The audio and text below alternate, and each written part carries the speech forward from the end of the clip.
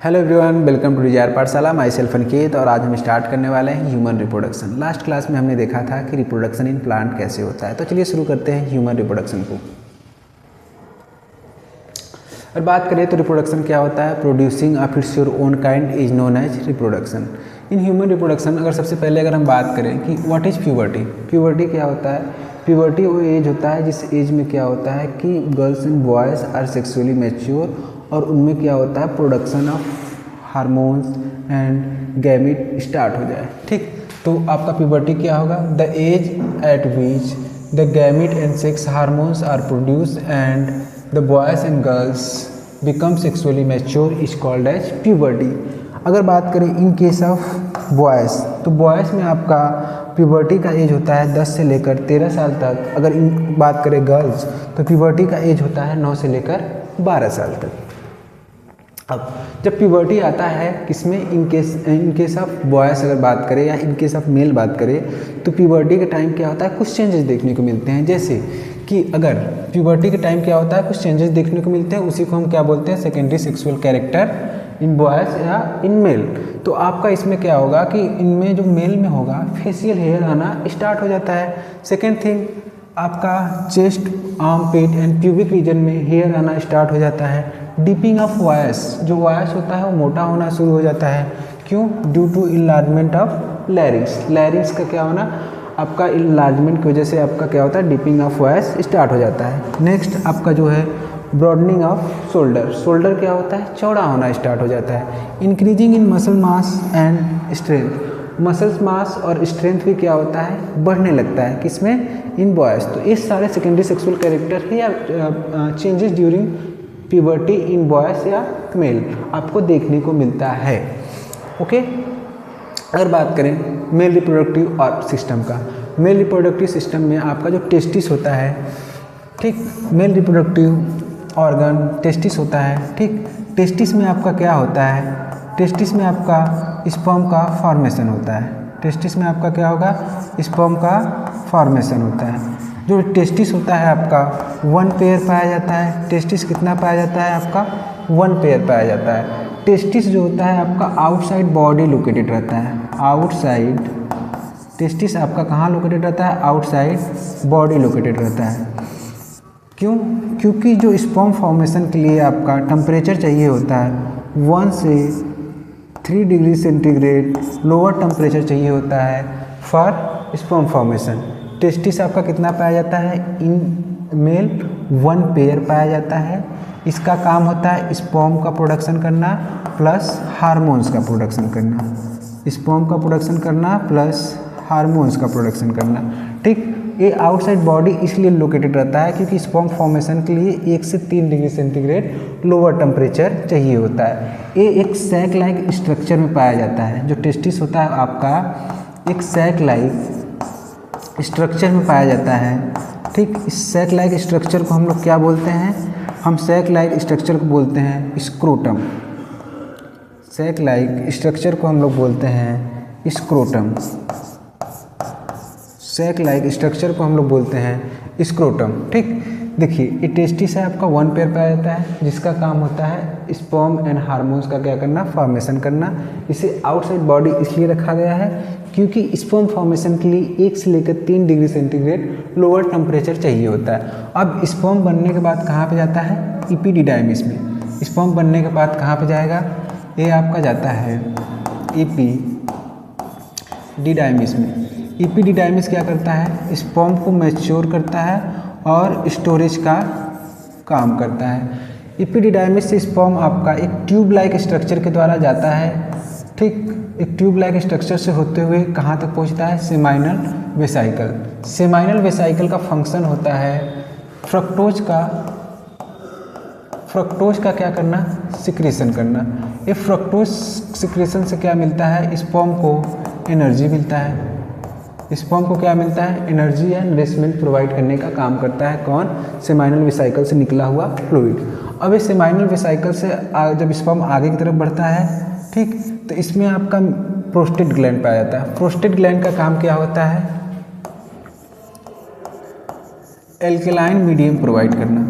Alkaline medium क्यों जरूरी है, क्योंकि जब स्पर्म आपका इंटर करता है फीमेल रिप्रोडक्टिव ऑर्गन वेजाइना से होते हुए, तो जो आपका वेजाइना का इन्वायरमेंट होता है वो आपका एसिडिक इन्वायरमेंट होता है। तो जो एल्कलाइन मीडियम होता है वो क्या करता है, स्पर्म को प्रोटेक्ट करने का काम करता है, किससे, एसिडिक इन्वायरमेंट ऑफ वेजाइना। अब आपका स्पर्म यहाँ से होते हुए प्रोस्टेट ग्लैंड से गुजरते हुए कहाँ जाता है, एक ट्यूब लाइक स्ट्रक्चर से जाता है, जिसे हम लोग क्या बोलते हैं, यूरेथ्रा। यूरेथ्रा क्या होता है, कॉमन पैसेज होता है किसके लिए, बोथ फॉर यूरिन के लिए, यूरिन भी आपका यूरेथ्रा से होते हुए बाहर निकलता है, और जो आपका स्पर्म है वो भी आपका यूरेथ्रा से होते हुए बाहर निकलता है। अब पेनिस क्या करता है, जो स्पर्म को इजैकुलेट करता है फीमेल रिप्रोडक्टिव ऑर्गन में। ओके, ये था आपका female reproductive organ. Okay, now वही चीज़ें हैं आपको जो बताया गया कि टेस्टिस क्या होता है, वन पेयर पाया जाता है। ठीक, ये स्पर्म और हार्मोन्स का सिक्रीशन करता है, जैसे हार्मोन्स आपका मेल जो हार्मोन्स होता है उसे टेस्टोस्टेरोन बोलते हैं। ठीक, ये आपका पाया जाता है एक सैक लाइक स्ट्रक्चर में आउटसाइड बॉडी, जिसे हम लोग स्क्रोटम बोलते हैं। ठीक, इसे स्पर्म फॉर्मेशन के लिए 1 से 3 डिग्री सेंटीग्रेड लोअर टेम्परेचर चाहिए होता है। नेक्स्ट है आपका female reproductive system. Female reproductive system आपका क्या होता है, फीमेल रिप्रोडक्टिव सिस्टम में हम सबसे पहले देखेंगे secondary sexual character in female, या इसी को बोलेंगे changes during puberty in female. तो सबसे पहले क्या होता है, अगर प्यूबर्टी के दौरान कुछ चेंजेस हमें देखने को मिलते हैं फीमेल में, कि उनमें क्या होता है, डेवलपमेंट ऑफ ब्रेस्ट स्टार्ट हो जाता है। Second thing, widening of hip and pelvic area क्या होता है, आपका चौड़ा होने लगता है। और आपका क्या होता है, growth of hair, armpit and, तो हेयर आपका ग्रोथ, हेयर ग्रोथ स्टार्ट हो जाता है कहाँ पर, armpit and pubic region में। ठीक, फोर्थ पॉइंट है आपका increasing the fat deposition in hip, thigh and breast. इन सब एरिया में क्या होता है, फैट डिपोजिशन स्टार्ट हो जाता है। ऑनसेट ऑफ मैंचुरेशन, मैंचुरल साइकिल में क्या होता है, स्टार्ट हो जाता है। जब पहली बार मैंचुरेशन साइकिल स्टार्ट होता है तो उन्हें बोलते हैं मेनार्चे बोलते हैं। ठीक, जब पहली बार फीमेल को मैंचुरल साइकिल आता है तो उसे हम लोग मेनार्चे बोलते हैं। ठीक, और नेक्स्ट पॉइंट है increase in body height. Height क्या होता है, प्यूबर्टी के दौरान फीमेल का हाइट भी क्या होता है, इंक्रीज होने लगता है। सॉफ्टनिंग ऑफ वॉइस, वॉइस क्या होता है आपका, पतला हो जाता है, शार्प हो जाता है। ठीक, ड्यूरिंग प्यूबर्टी। ठीक, क्योंकि उनमें जो आपका प्रोमिनेंट एडम एप्पल्स नहीं प्रेजेंट होता है, जो कि मेल में होता है, जिसकी वजह से मेल का आवाज़ क्या होता है, भारी हो जाता है। ठीक, अगर बात करें फीमेल रिप्रोडक्टिव सिस्टम में, फीमेल रिप्रोडक्टिव सिस्टम में आप अगर बात करें, जैसे मेल में क्या होता था, 1 पेयर ऑफ टेस्टिस पाया जाता था, ऐसे ही आपका फीमेल में क्या होता है, 1 पेयर ऑफ ओवरी पाए जाते हैं। ओके, इसी ओवरी में क्या होता है, इसी ओवरी में आपका क्या होगा, एक सेल ओवा या ओवम, इन सब का फॉर्मेशन होता है, प्लस फीमेल हार्मोन्स जैसे कि आपका प्रोजेस्टेरॉन, एस्ट्रोजन। ठीक, फॉर्मेशन भी कहाँ होता है, ओवरी में।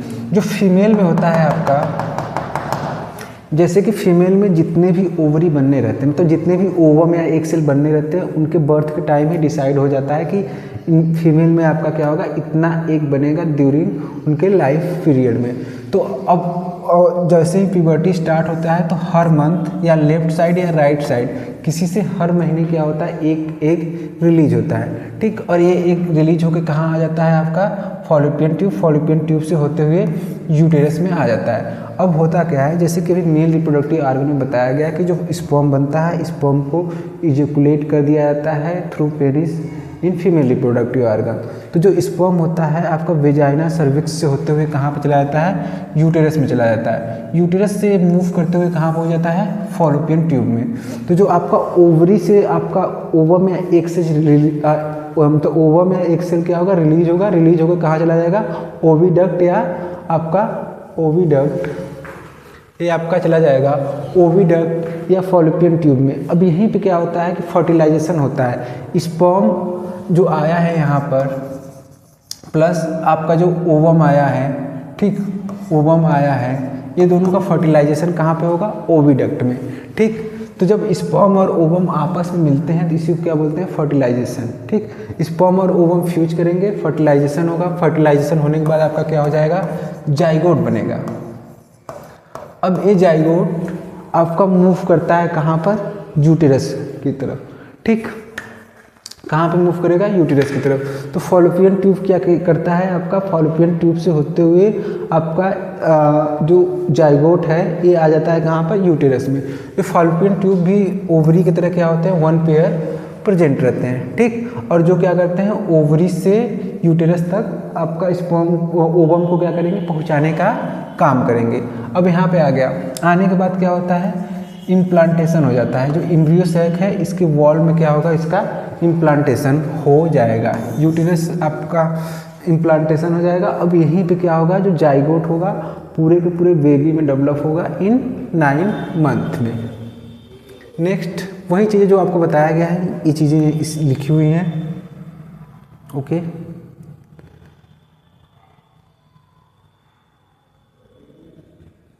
ठीक।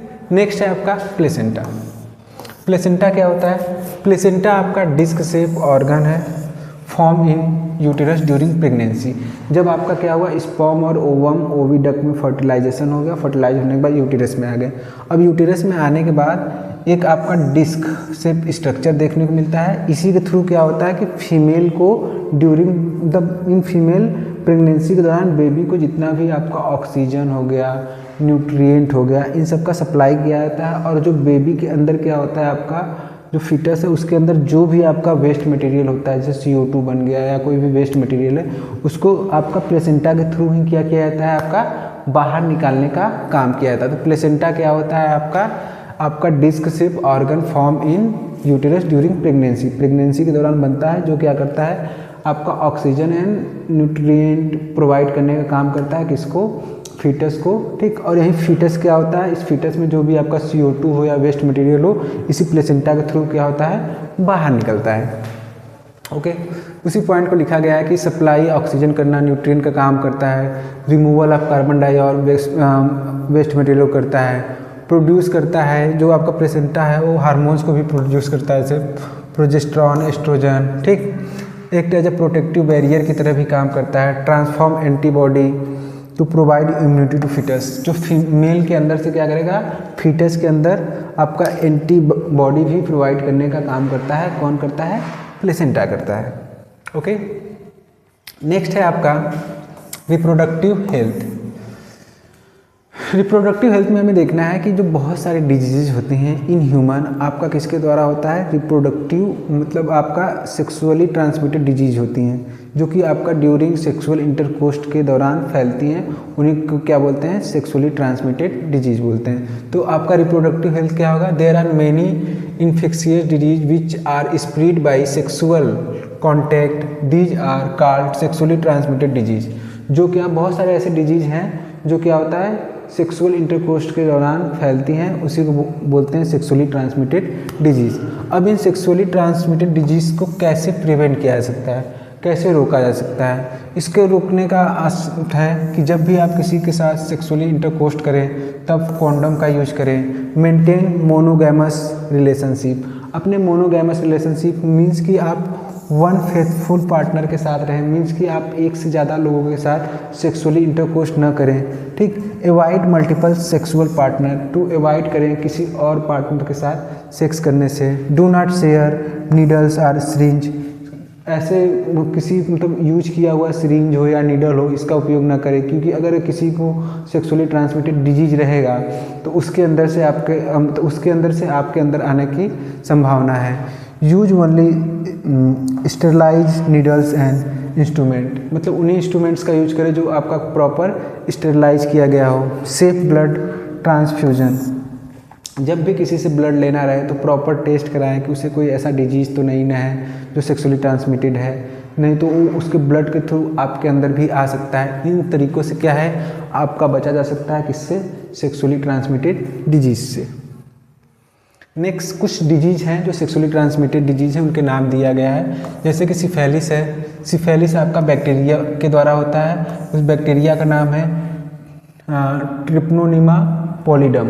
ट्रिप्नोनिमा पॉलीडम आप नाम पूरा याद नहीं कर सकते, तो बस इतना याद रखिए कि जो सिफेलिस होता है वो बैक्टीरिया के द्वारा होता है, जो एड्स होता है वो वायरस के द्वारा होता है। उस वायरस का नाम है ह्यूमन इम्यूनोडिफिशियंसी वायरस। ठीक, जो गोनोरिया है आपका नाइजीरिया गोनोरियाई बैक्टीरिया के द्वारा होता है। जेनाइटल वर्म किसके द्वारा होता है? ह्यूमन पैपिलोनोमा वायरस के द्वारा होता है। ठीक, तो आपका जो सिफेलिस हो गया, syphilis and gonorrhoea, syphilis and gonorrhoea आपका किसके द्वारा हो जाएगा? ये दोनों आपका बैक्टीरिया के द्वारा हो जाएगा, ये दोनों आपका बैक्टीरिया से हो जाएगा। और जेनाइटल वर्म और एड्स आपका वायरस के द्वारा होता है। ठीक, नेक्स्ट कंट्रासेप्शन। कंट्रासेप्शन क्या होता है? कंट्रासेप्शन मतलब the prevention of pregnancy by preventing fertilisation और इम्प्लांटेशन। मीन्स कि कंट्रासेप्शन क्या होगा? प्रेगनेंसी को रोकना ही क्या कहलाएगा आपका? कंट्रासेप्शन। अब इसके लिए अलग अलग मेथड्स यूज किए जाते हैं कि कैसे प्रेगनेंसी को रोका जा सके। फर्स्ट आपका barrier method, chemical method, intrauterine device और सर्जिकल मेथड। ओके, अगर बात करें सबसे पहला बैरियर मेथड। ठीक, सबसे पहला अगर बात करें बैरियर मेथड, बैरियर मेथड में आपके कुछ जैसे कि मेल कॉन्डम, फीमेल कॉन्डम। ठीक, ये है आपका मेल कॉन्डम, ये है आपका फीमेल कॉन्डम, इसका यूज किया जा सकता है। डायाफ्राम का यूज किया जा सकता है। डायाफ्राम को क्या होता है? एक आपका डोम से रबर कफ प्लेस ओवर सर्विक्स, जो आपका सर्विक्स वाला एरिया होता है वहाँ पे लगा दिया जाता है, जिससे कि आपका स्पर्म का एंट्री ही क्या होगा? यूटेरस में ब्लॉक हो जाएगा। और सर्वाइकल कैप का भी यूज कर सकते हैं। ठीक, ये है आपका सर्वाइकल कैप का फिगर दिया हुआ है। ठीक, और ये है आपका डायफ्राम इन वेजाइना, यूटेरस के पास जो इंटर कराया गया है, जो स्पर्म के एंट्री को क्या करेगा? रोक देगा। नेक्स्ट है आपका केमिकल मेथड।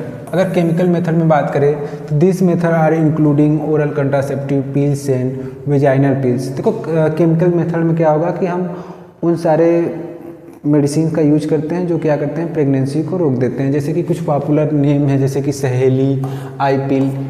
ठीक, आई पिल इन सब का यूज करते हैं, जिससे क्या होता है कि प्रेगनेंसी प्रिवेंट होता है। ठीक, अब लेकिन इसके कुछ साइड इफ़ेक्ट भी हमें देखने को मिलते हैं, जैसे कि नोजिया, ठीक, हार्मोनल इम्बैलेंस। ठीक, तो वो इतना सेफ नहीं है। जो आपका बैरियर मेथड है सबसे बेस्ट इसलिए माना जाता है, ये आपको सिर्फ प्रेगनेंसी को प्रिवेंट नहीं करता है, साथ में प्रिवेंट करता है आपका सेक्सुअली ट्रांसमिटेड डिजीज से भी क्या करता है?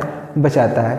लेकिन जो आपका केमिकल मेथड है वो आपको प्रेगनेंसी से तो प्रिवेंट करता है, बट सेक्सुअली ट्रांसमिटेड डिजीज से आपको नहीं बचाता है। साथ में इसके क्या होते हैं? कुछ साइड इफ़ेक्ट भी हमें देखने को मिलते हैं। नेक्स्ट है आपका इंट्रायूटेराइन डिवाइस।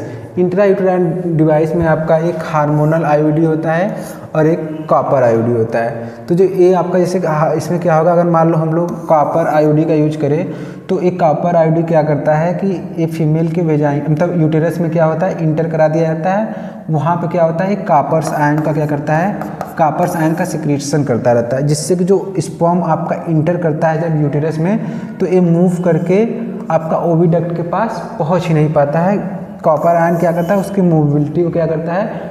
बिल्कुल मूव ही नहीं करने देता। और एक होता है आपका hormonal IUD.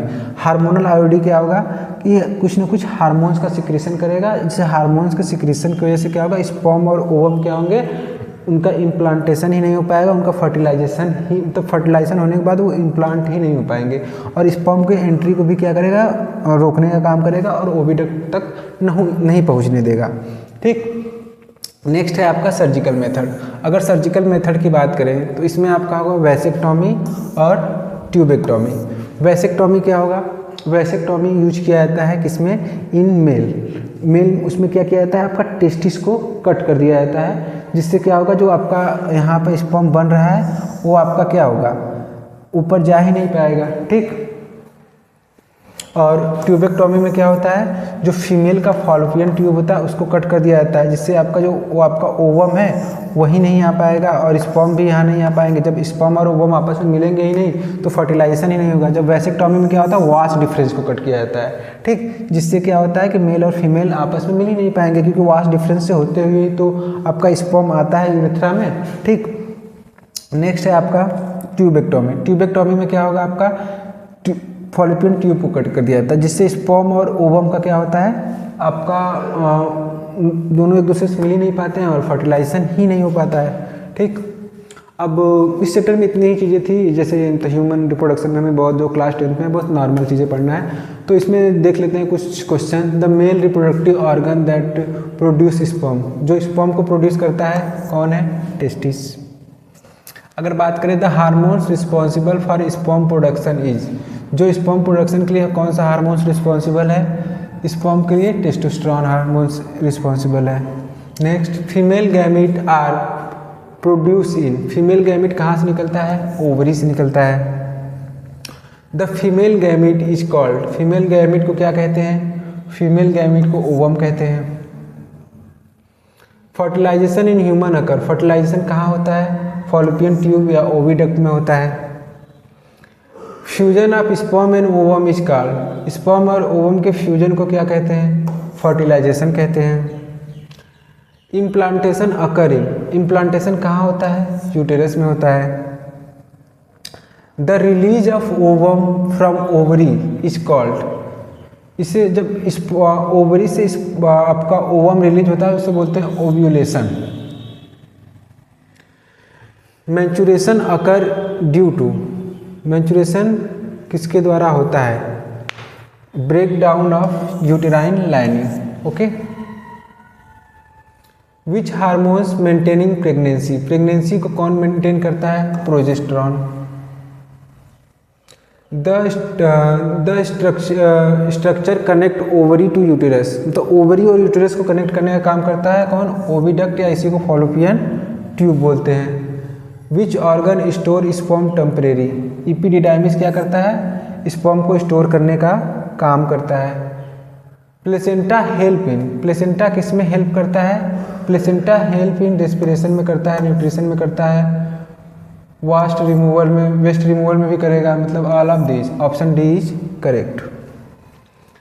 The onset of sexual maturity is called, sexual maturity जब स्टार्ट हो जाने लगता है तो उसे क्या बोलते हैं, प्यूबर्टी बोलते हैं।